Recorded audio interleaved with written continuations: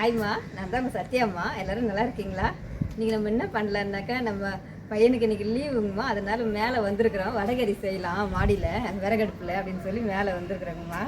அதுக்கு தான் கடலைப்பருப்பு ஊற வச்சு எடுத்துன்னு வந்துக்கிறோம். நம்ம அரைச்சி இதை தோசை கல்லில் வச்சு செய்யலாங்கம்மா. எப்படி செய்யலான்ட்டு பார்க்கலாம் வாங்கம்மா.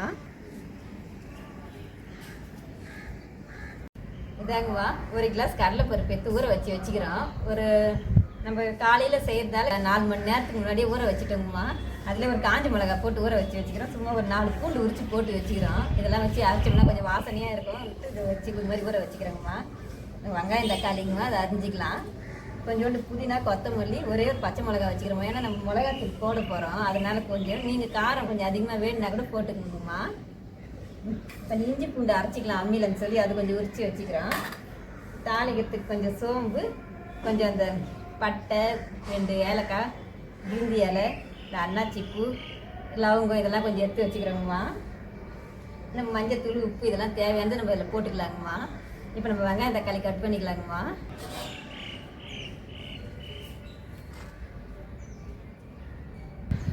நம்ம பெருசாக ஒரு வெங்காயம் எடுத்துக்கிறோங்கம்மா. ஒரு 2 தக்காளி எடுத்துக்கிறோங்கம்மா. இதை அரிஞ்சு வச்சுக்கலாங்கம்மா.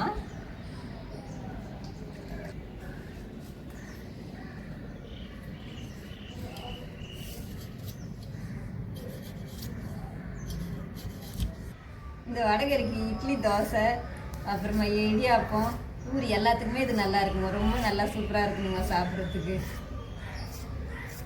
அம்மி நல்லா சுத்தமாக முதல்ல கழுவிட்டோங்கம்மா. கழுவி வச்சுட்டோம். மழை பெஞ்சு எல்லாமே நனைஞ்சு போயிடுச்சுங்கம்மா. நம்ம நைட்டு சமைச்சிட்டு போயிட்டோம். காலையில் பார்த்தா மழை வந்துட்டு இருக்குதுங்கம்மா. எல்லாமே நனைஞ்சு போச்சு. அடுப்பு, விறகு எல்லாமே நனைஞ்சிச்சு. அதை எடுத்து 2 நாளாக காய வச்சுருந்தோங்கம்மா. காய வச்சுட்டு இன்றைக்கி தான் பண்ண போகிறோம். அடுப்பை எப்படி எரிய வைக்கணும் தெரியும் இல்லைங்கம்மா. அந்த மாதிரி ஈரமாக இருக்குதுங்கம்மா எல்லாமே. நம்ம இஞ்சி பூண்டு பேஸ்ட் வச்சு அரைச்சிக்கலாங்கம்மா.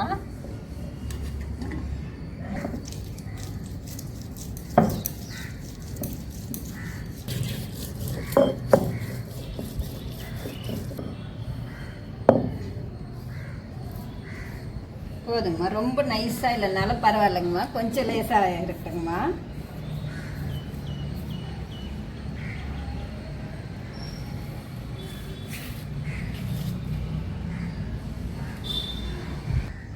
நம்ம ஊற வச்சுருந்துலங்க ஒரு காஞ்ச மிளகாவை அந்த கொஞ்சம் பூண்டும் அதில் போட்டு வச்சுருந்தல அதை வச்சு ஃபஸ்ட்டு ஒரு அரை அரைச்சிக்கலாங்கம்மா. இங்கே அம்மியில் வந்து உட்காந்துனே செய்யறதால கொஞ்சம் ஈஸியாக இருக்கிறதுனால இங்கே அடிக்கடி இப்படி வந்துடுறதுங்கம்மா. மாடி மேலே வந்துடும். எப்போவுமே இந்த மாதிரி வந்துடுவோம். கொஞ்சம் டைம் கிடைக்கிறப்பெல்லாம் மாடி மேலே வந்துட்டோம்னா உட்காந்துக்கினே செய்யலாம். நிற்க வேண்டியதில்லை. கேஸ் அட்டை நின்றுனே இந்த கால் வலிக்கிற மாதிரி இருக்குதுன்ட்டு இங்கே வந்து உட்காந்துக்கிறதுங்கம்மா. உட்காந்துனே இப்படி செய்கிறதுங்கம்மா. இந்த கடலைப்பருப்பையும் வச்சு நல்லா அரைச்சிக்கலாங்கம்மா. இது கொஞ்சம் நம்ம கொஞ்சம் நைஸாக அரைச்சிக்கலாங்கம்மா.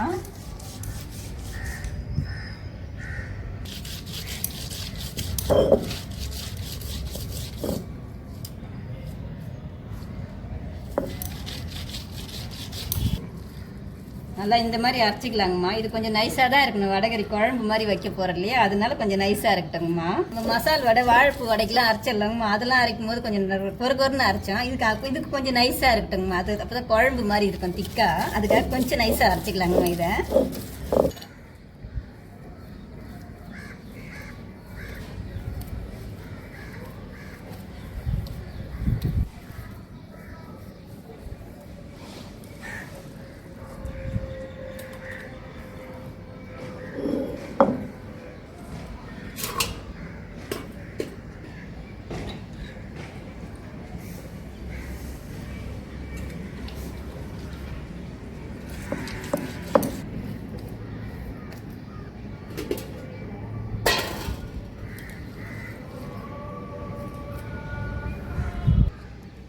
வாட்டியாக வச்சு அரைச்சுங்கிறாங்கம்மா. கீழெல்லாம் போயிடுது. அதனால கொஞ்சம் கொஞ்சமாக வச்சு 3 வாட்டி அரைச்சுக்கிறேன்.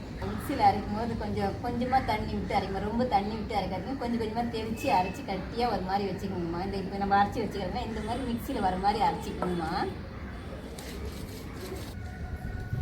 இந்த அம்மியில் தாங்க நம்ம அதுக்கு முன்னாடிலாம் எனக்கு கல்யாணம் புதுசுலாம் மிக்சிலாம் கிடையாது. இந்த அம்மியும் இந்த ஆட்டு வரல தாங்க மாவு அரைப்போம். இதுலேயே தான் வந்து எல்லாமே தேங்காய் அரைக்கிறது, இந்த மாதிரி சட்னி அரைக்கிறது எல்லாமே இதில் தாங்க அரைப்போம். அடுப்பு பற்ற வச்சுக்கலாங்கம்மா. நல்லா நனைஞ்சி போயிடுச்சுங்கம்மா. தண்ணியாக ஒழுங்குது அடுப்பில். எல்லாத்தையும் நான் வாங்கி போட்டு அங்கே வெயிலில் வச்சு காய வச்சேன். இன்னும் 10 மாதம் இல்லை, சில்லுன்னு இது அடுப்பேங்கம்மா. எப்படியாவது பற்ற வச்சுருந்தோங்கம்மா. அடுப்பு நல்லா பத்திரத்துக்குள்ளே நம்ம சோம்பு கொஞ்சம் வச்சுருக்கலாங்கம்மா. அதை கொஞ்சம் தெரியும் உரலில் போட்டு இடித்து வச்சுக்கலாங்கம்மா. இடித்து வச்சுட்டா வாசனையாக இருக்கும். அதுக்காக தான் இவங்க இடித்து போடுறதுங்க. நல்லாயிருக்கும் இடித்து போட்டோம்னா. இடிச்சிட்டோங்கம்மா. கொஞ்சமாக அதை இதில் கொஞ்சம் போட்டு இதுலேயும் போட்டு கொஞ்சம் பிசைஞ்சிக்கலாம். நல்லா வாசனையாக இருக்குமா. நல்லா இடிக்கும் போது நல்ல வாசனையாக இருக்குதுங்கம்மா.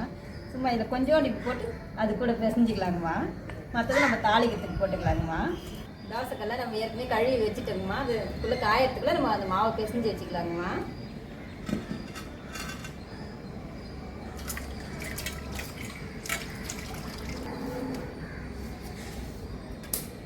இது கூட கொஞ்சம் உப்பு போட்டு நம்ம பிசைஞ்சிக்கலாங்கம்மா.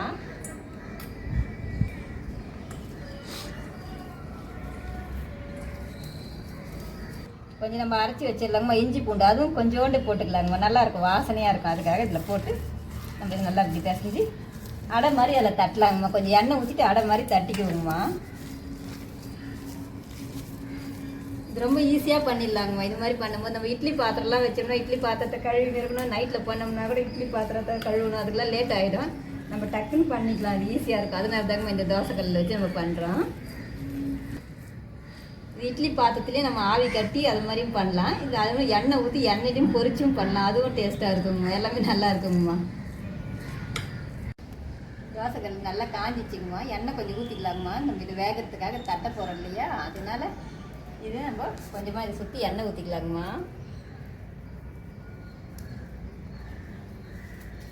நல்லா காஞ்சிச்சிங்கம்மா. இப்போ நம்ம இது உருண்டை மாதிரி பண்ணி வச்சுக்கிறோம்ல, இதை வச்சு தட்டலாங்கம்மா.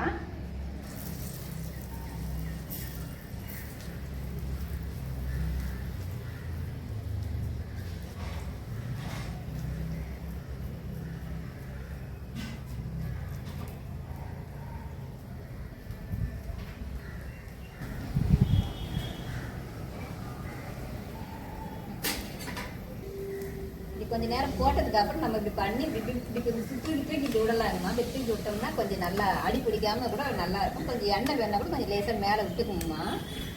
இப்படி பண்ணி விட்டோம்னா கொஞ்சம் எடுக்கிறதுக்கு ஈஸியாக இருக்கும். இப்படி பண்ணி விடலாங்கம்மா. இந்த பக்கம் வெந்துட்டு இருக்கோம்னா நம்ம இப்போ திருப்பி போடலாங்கம்மா. பாருங்க அழகாக வெந்துருச்சு. திட்டமான தீயை வச்சுன்னா அழகாக இந்த மாதிரி பொன்னிறமாக வெந்துருங்கம்மா. வெந்துருச்சுங்கம்மா, எடுத்துக்கலாம். இது ரொம்ப நம்ம மொறுன்னு வறக்க வேண்டியாங்கம்மா. ஏன்னா நம்ம குழம்புல தானே போட போகிறோம். அங்கேயும் கொஞ்சம் நேரம் வேகும். அதனால நம்ம கொஞ்சம் வெந்தால் மட்டும் போதும், எடுத்துக்கலாங்கம்மா. உடஞ்சிட்டா கூட பரவாயில்லங்கம்மா. நம்ம புட்டு தானே போட போகிறோம். உடஞ்சிட்டா கூட பரவாயில்லைங்கம்மா. எடுத்து ஆற வச்சுக்கலாங்கம்மா.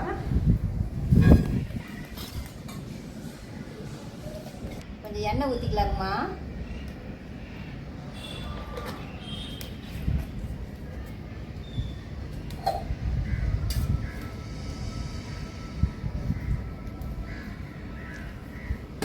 எண்ணெய் காஞ்சோன்னு நம்ம இடித்து வச்சிருக்கோம்ல சோம்பு, அதை இதில் போட்டுக்கலாங்கம்மா. அது கூடவே நம்ம இந்த லவங்கம் இந்த பட்டை இதெல்லாம் வச்சுருந்தோம்மா, ஏலக்காய் எல்லாத்தையும் இதில் போட்டுக்கலாங்கம்மா.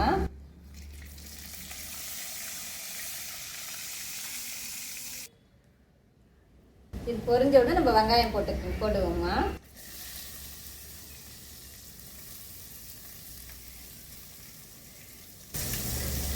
அதுலேயே அந்த ஒரு பச்சை மிளகாய் வச்சுருக்கோம், அதையும் போட்டுக்குவோம். இடிச்சு வச்சு இந்த இஞ்சி பூண்டை இதில் போட்டுக்கலாம்.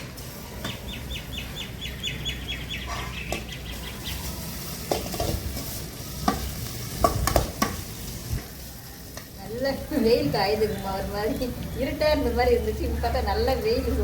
நம்ம நேராக தான் சூரியன் வராதுங்கம்மா.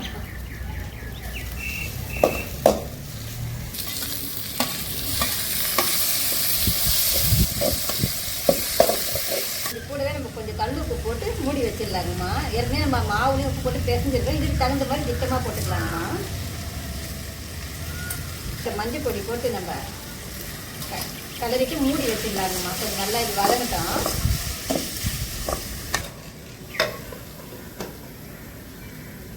இதுக்குள்ளே நம்ம இந்த அடையை நல்லா தூளாக புட்டு வச்சுக்கலாங்கம்மா.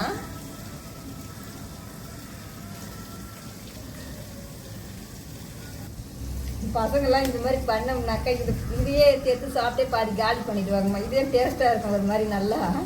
அது எடுத்து எடுத்து சாப்பிட்ருவாங்கம்மா. அது நான் இது மாதிரி காலி பண்ணிட்டீங்கன்னா எப்படி குழம்பு வரும்னு கேட்டு கிடப்பேங்கம்மா. வச்சுக்கலாங்கம்மா. 1-2 மட்டும் கொஞ்சம் கட்டியாக இருக்கட்டுங்கம்மா. இதில் நம்ம காரத்துக்கு தேவையான அளவுக்கு நம்ம மிளகாத்தூள் போட்டுக்கலாங்கம்மா. நீங்கள் அதிகமாக காரம் வேணுன்னா கூட போட்டுக்கோங்கம்மா. நம்ம கொஞ்சமாக போடுறோம், நீங்கள் தேவையான அளவுக்கு போட்டுக்கோங்கம்மா. இதை போட்டு நல்லா பச்சை வாசனை போகிற அளவுக்கு வதங்கிக்கலாங்கம்மா. நம்ம அந்த காஷ்மீர் மிளகாத்தூள் தான் போட்டுக்கிறோம்.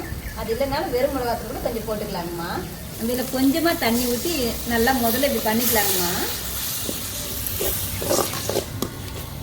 இதில் நம்ம இப்போ தண்ணி ஊற்றி நல்லா கொஞ்சம் கொதிக்க வச்சுக்கலாங்கம்மா. அதுக்கப்புறம் நம்ம அதை போடுவோம்.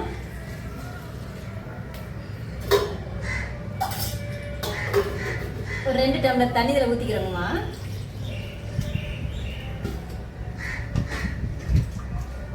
திறந்து கொதிக்குதான்னு பார்க்கலாங்கம்மா. நல்லா கொதிக்குதுங்கம்மா. உப்புலாம் வந்து கரெக்டாக இருக்குதான்னு இப்போவே நம்ம பார்த்துக்கின்னு கொஞ்சம் அப்போ போட்டுக்கோங்கம்மா. விட்டு வச்சிருக்கோம் இல்லைங்கம்மா, இதை அதில் போட்டுக்கலாங்கம்மா.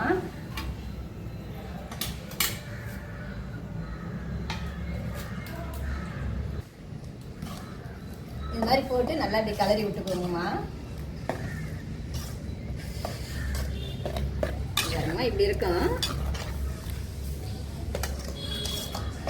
இது உங்களுக்கு திக்காக ஆயிடுச்சுன்னா கூட தண்ணி கூட ஊற்றிக்கலாம், ஒன்றும் இல்லைங்கம்மா. தண்ணி ஊற்றி கூட கொஞ்சம் நீங்கள் பண்ணிக்கலாம், ஒன்றும் இல்லை.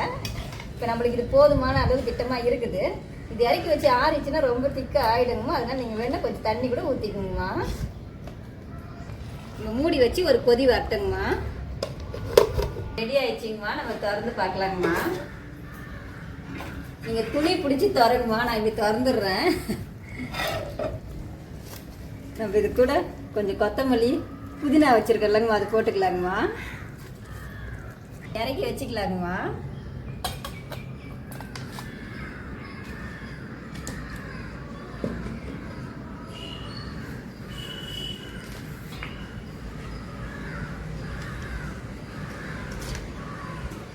இதுக்கு வந்து பார்த்தீங்கன்னா நம்ம இடியாப்பம் தாங்கம்மா. நம்ம வீட்டாண்ட விற்றுன்னு போவாங்க, அவங்க கிட்ட தாங்கம்மா இடியாப்பம் வாங்கினோம்.